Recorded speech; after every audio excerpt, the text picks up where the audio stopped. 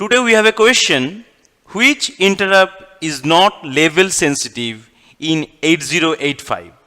Option A, RST 6.5, option B, RST 7.5, option C, RST 5.5, and option D, RST 4.5. Here in this option, all four interrupts are hardware interrupts. That means IOs are connected with 8085 through this interrupts pin. IO sends digital voltage, generally look like this,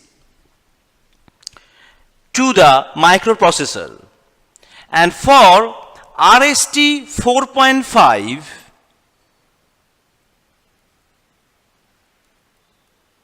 interrupt, which is basically a trapped type of interrupt, is positive edge means this edge, and logic 1 level edge sensitive, that means logic 1 level means this one. Here in signal we have two levels, this is called a logic 1 level and this is called the logic 0 level. So here RST 4.5 is positive edge or rising edge sensitive and logic 1 level sensitive.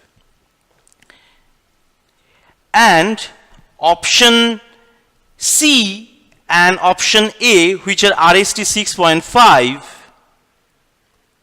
and RST 5.5,